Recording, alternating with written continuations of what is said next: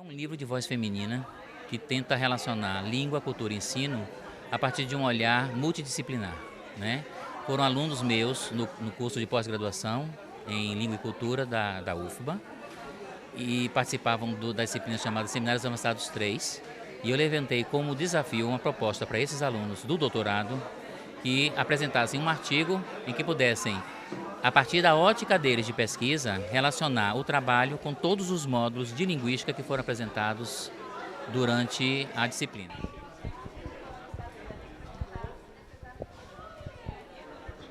A ideia desse livro, que eu digo que foi ideia de Suzana, foi a ideia de comemorar os 500 anos de descobrimento, de achamento do Brasil.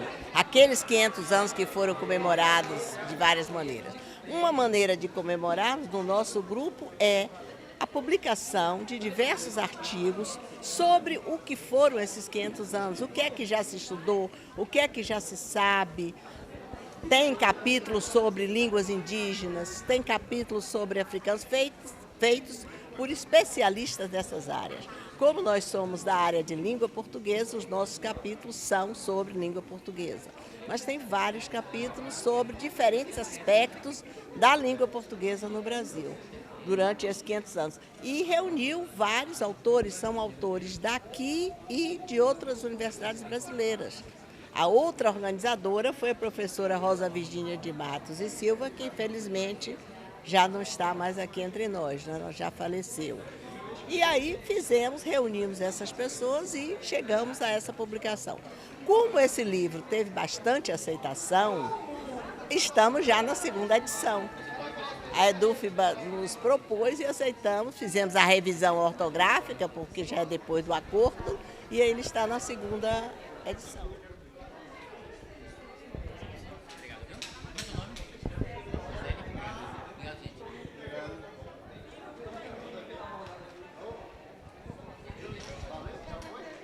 O livro Série Opaió, Ritmo e Cultura da Bahia na TV, é uma análise do seriado Opaió, sob a perspectiva da oralidade, da semiótica e de alguns estudos antropológicos. É um estudo transdisciplinar sobre a série a partir do roteiro e de outros elementos. E aí, a partir disso, eu vou e chego à conclusão a respeito da oralidade e de questões políticas que a série aborda também.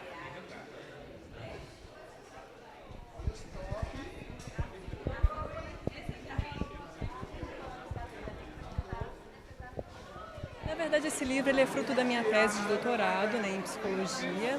Eu trabalho há mais de 10 anos com mulheres que sofrem perdas gestacionais de repetição, né? Então são mulheres que engravidam e perdem seus bebês espontaneamente. Então eu venho estudando isso desde o mestrado, doutorado, até o pós-doutorado que eu fiz lá na USP, mas o doutorado foi na Universidade Federal da Bahia. Então, o meu interesse era exatamente nessa vivência de ruptura que uma perda gestacional involuntária ela provoca. E mais especificamente nessa questão das estratégias de reparação psicológica, né, de reparação subjetiva dessas rupturas, né, ao longo da trajetória de vida. Então imagine que são mulheres que engravidam e perdem seus bebês, engravidam e perdem seus bebês várias vezes ao longo da trajetória de vida. Então é exatamente isso que eu quis estudar, né? Assim, como é que elas constroem uma certa continuidade subjetiva diante de tantas rupturas recorrentes. Então o livro fala sobre isso, né? Aborda, foi realizado em 2 contextos de saúde aqui na cidade de Salvador, um contexto público e outro privado, então tem todo um estudo etnográfico inicialmente e depois vai mostrando alguns casos de como essas mulheres passaram por essas vivências de perdas e como é que elas conseguiram seguir em diante, né, nas suas próprias vidas.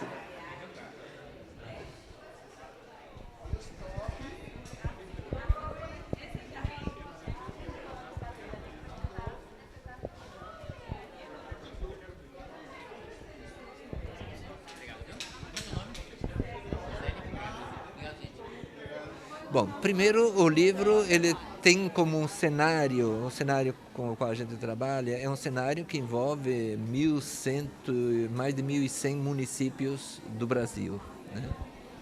Ou seja, é uma parcela significativa do território brasileiro. Ele envolve 10 estados, são municípios que estão inseridos em 10 estados da federação, envolve uma população o semiárido de em torno de 22 milhões de pessoas, e dessas 22 milhões de pessoas, em torno de 8 milhões são vamos dizer, o público com o qual nós trabalhamos, que é o campesinato, que nós chamamos de camponeses, né? Então, o livro, ele é resultado de 10 anos, mais de 10 anos de pesquisa. A gente vem acompanhando, por exemplo, esses programas de políticas sociais, tipo Bolsa Família, desde a sua origem, e sempre junto com as populações camponesas. Nós envolvemos, durante todo esse processo, mais de 50 pessoas da universidade, que foram para campo. Como pesquisa antropológica, nós privilegiamos então a convivência com as famílias. Então, nós temos, por exemplo, períodos onde todos os membros do grupo de pesquisa, chegamos a ter 18 membros no grupo de pesquisa. Então, todos os membros vão para campo ficar uma semana na casa dos agricultores, né, para tentar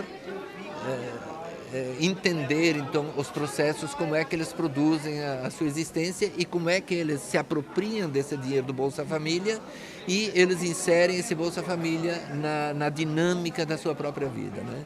Então esse é vamos dizer, o centro da pesquisa, né?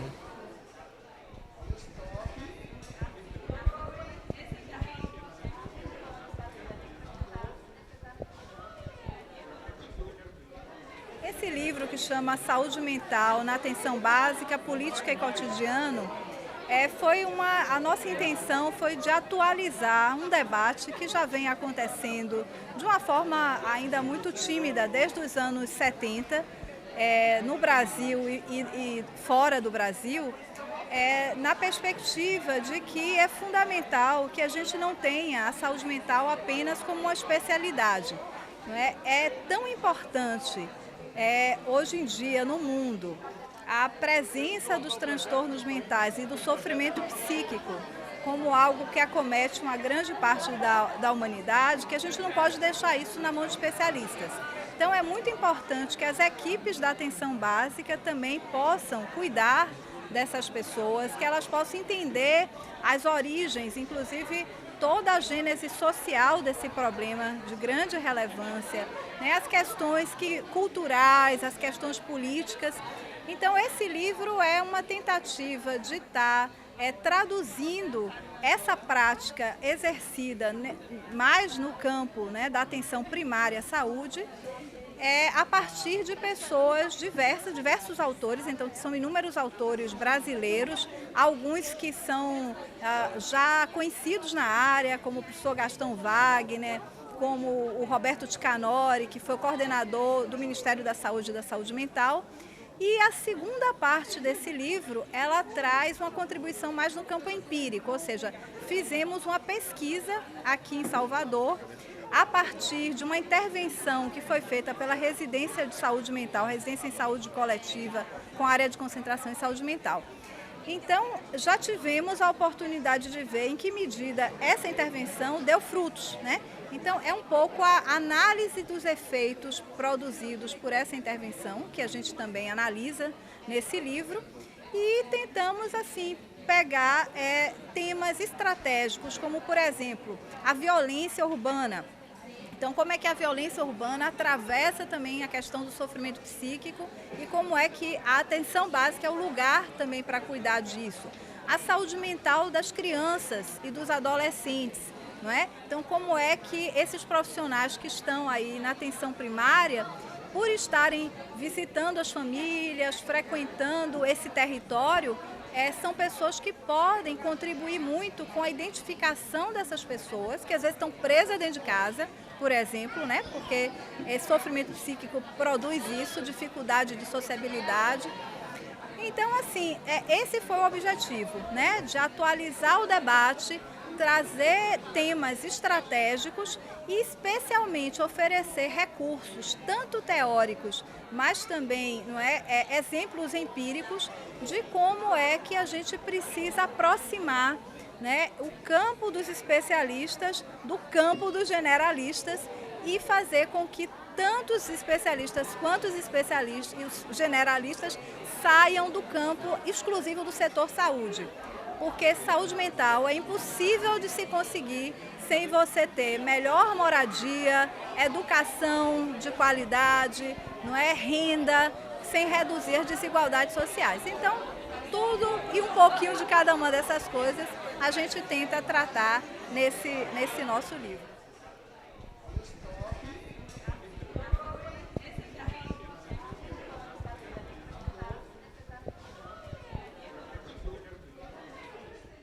O livro chama-se Desenho, Ensino e Pesquisa. É fruto de uma coletânea de artigos que foram apresentados como palestras em um evento que nós organizamos, o Colóquio Internacional de Desenho, pelo Programa de Pós-Graduação em Desenho, junto com outros textos de convidados, inclusive meu, em parceria com a colega de trabalho. Então, qual é o propósito do livro? Esse é o seu volume 3 da coleção Desenho, Cultura e Interatividade. E esse volume ele é especial porque ele trata ele valoriza o ensino do desenho, coisa que não vem sendo muito valorizada no currículo. E agora, com essa mudança que estão propondo para a educação, aí é que a gente vai precisar arregaçar as mangas e lutar mais ainda pela valorização desse conhecimento, que para mim e para meus colegas e para os pesquisadores que fazem parte do livro e que nos acompanham, é um conhecimento extremamente importante para o desenvolvimento cognitivo, de habilidade, de uma nova linguagem para a formação cidadã.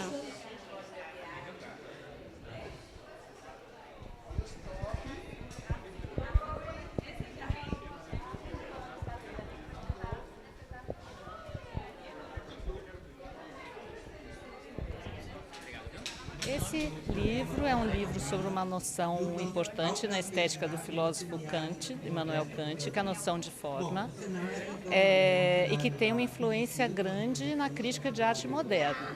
Então, eu trabalho basicamente tento circunscrever essa noção dentro da obra dele de estética e analisar de que modo essa noção de forma influenciou um crítico norte-americano, que é um crítico bem relevante da crítica de arte moderna, e ver um pouco assim, até hoje, qual é o impacto dessa questão do formalismo na crítica de arte.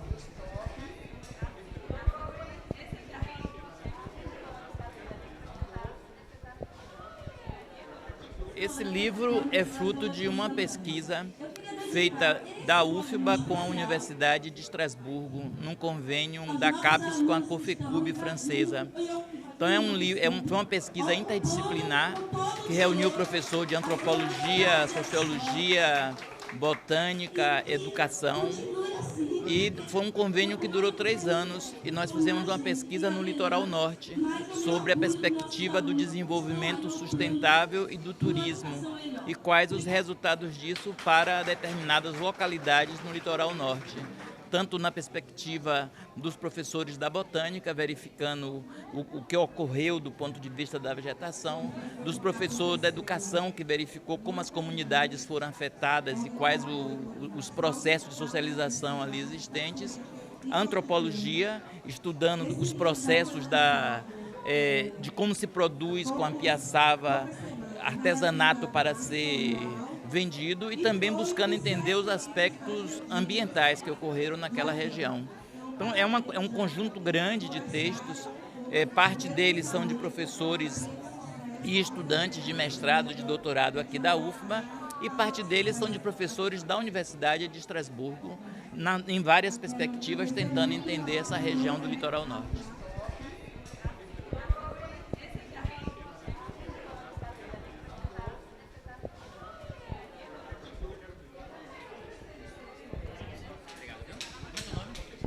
Bem, o e-book O Espaço Biográfico, Perspectivas Interdisciplinares, é resultante de um seminário que nós fizemos, seminário de estudos sobre o espaço biográfico, no qual participaram vários pesquisadores de áreas distintas, da área do cinema, da área do teatro, da área da música, da literatura, especialmente, da comunicação, da mídia, de um modo geral.